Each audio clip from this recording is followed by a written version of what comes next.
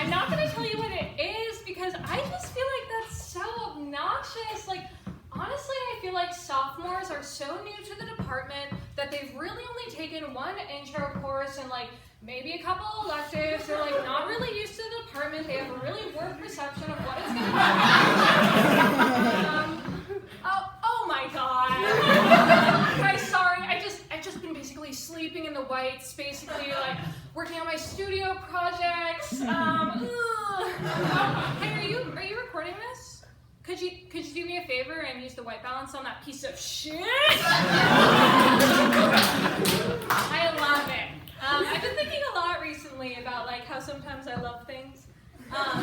Stay with me here. Sometimes I'll be talking to someone who I start to think is my soulmate. I'm like, wow, I think I'm in love, and then I realize that I'm just doing all of the talking and they're agreeing with everything I'm saying.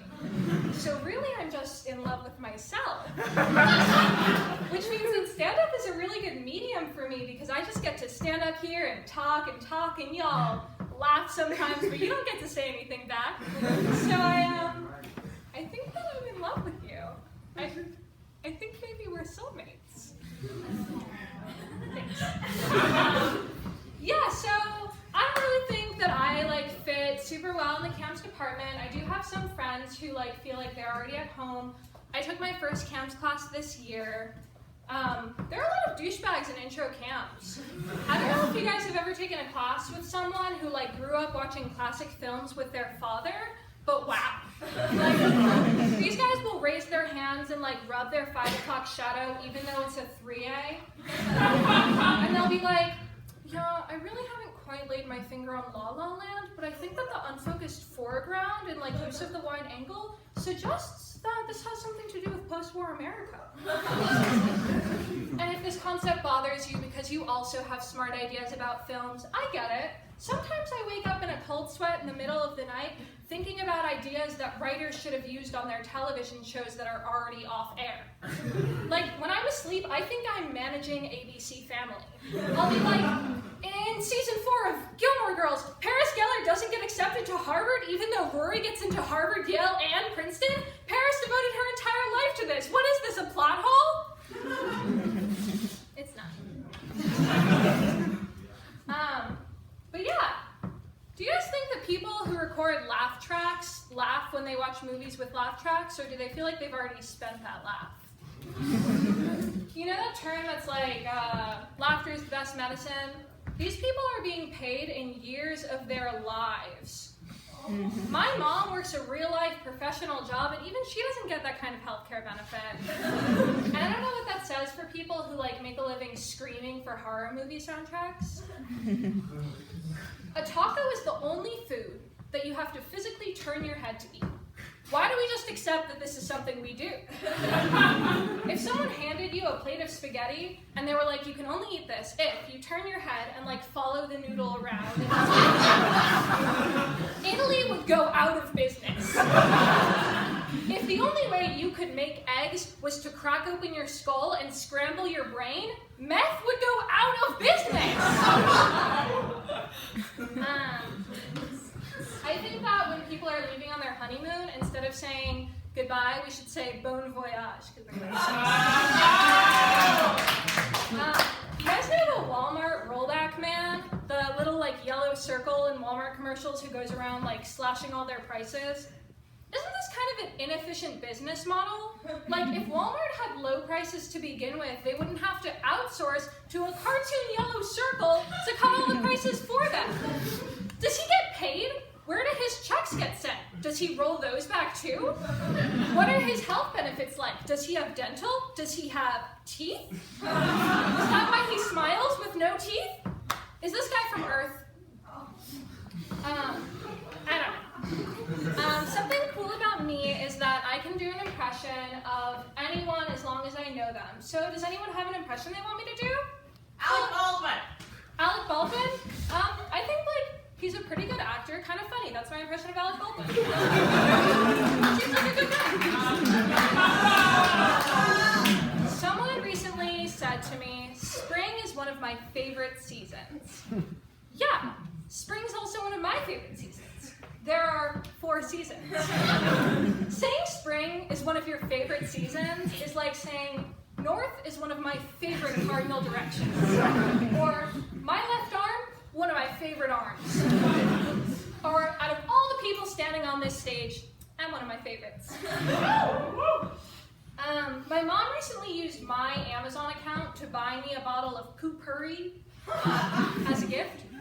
Poo-Pourri is like this spray that you use in the toilet after you take a shit to like hide the fact that you just used the toilet for exactly what it's meant to do. And like, you don't stick around in the bathroom after you take a shit, so you're basically purchasing a product that another person gets to use. And I don't expect you to pay $5 for me to take a shit. Like, I'm not gonna make fun of you if I know you've pooped. What would I even say? Hey, it seems that you've pooped. What'd you eat for lunch? Any solid food? How's your colon functioning? Healthily? And the other thing is, when I walk into a bathroom stall and smell the sweet scent of honey lavender, the only thing I'm thinking is, wow, that must have been an extra bad shit. I've been thinking a lot about abortion clinic protesters, who are people who like stand outside of abortion clinics and like harass patients. Do they like carpool? Do you think they go to IHOP afterwards? Do pro-life people eat bacon? And like, when they're printing their signs, do they go to Kinko's? Like, what if in the process of printing a photoshopped fetus, the machine breaks, and they have to call the Kinko's guy over to help them, and sticking out is just like the head of a photoshopped baby. I mean, it's not the printer's fault that someone stuck a flash drive in it and like uploaded a file. And like, if the printer is gonna break in the process of printing the poster, I think that it'd be better for the printer and society as a whole if the Kinko's guy could just take the poster out.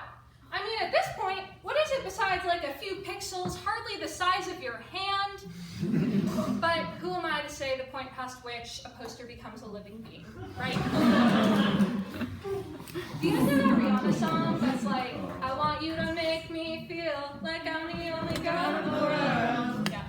What's that about? Like, can you imagine being the only girl in the world?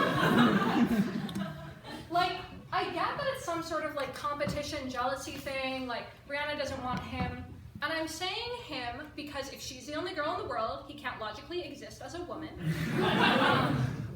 She doesn't want him to be like sexually interested in any other people. But by that logic, do all the girls have to go?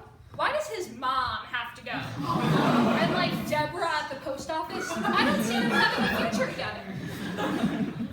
And like, I really just think that Rihanna's setting herself up for failure because if she's the only girl in the world, do you know how many 20-year-old male college students are gonna flock to her during spring break and ask her to do their laundry? Can you imagine how many business executives are gonna try and steal her ideas? Picture this, Women's March on Washington 2020. That's just Rihanna walking down the street with a sign. I do get it though, like I've had my fair share of people tell me that they wouldn't date me unless I was the last person on earth. But this is Rihanna we're talking about. If I looked like Rihanna, I wouldn't be worrying about other girls. I would be too busy buying a better, higher resolution front-facing camera to take photos of all 300 PPIs of my beautiful face. Oh, I'm sorry, do you guys not know what PPIs are? Neither do I. I looked up fancy terms for high resolution on Google. Meanwhile, the only modification I have on my front-facing camera is a sticky note covering it so I don't have to look at my dumb face when I open Snapchat. Please don't.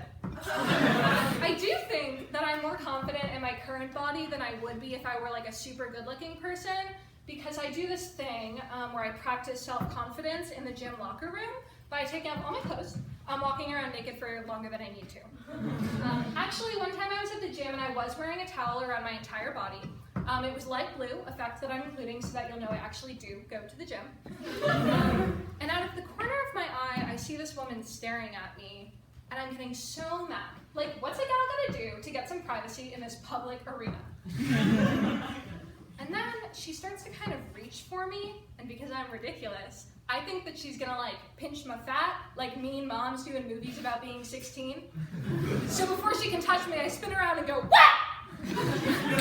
And I realize that it's my Chinese professor reaching out to say ni hao.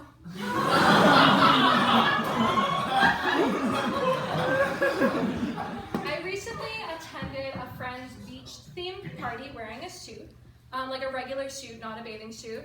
And I spent the entire time talking about like politics and NPR and the news, but no one seemed really into it. Like, when I was in the lazy river trying to talk about the prison industrial complex, this girl in a tankini swam away. While I was mixing myself a chili margarita and trying to take a straw poll about technology use in the US of A, no one answered me and someone interrupted to take account of vegetarians for the barbecue. But the worst part was, someone took off my tie and replaced it with a Hawaiian lei. Something had to give. I was pissed. So I went up and talked to the host, and we had a discussion over a game of limbo. And it reached its climax when I turned, looked right into the camera, and said, "Tropical beach party? I thought you said topical beach party!"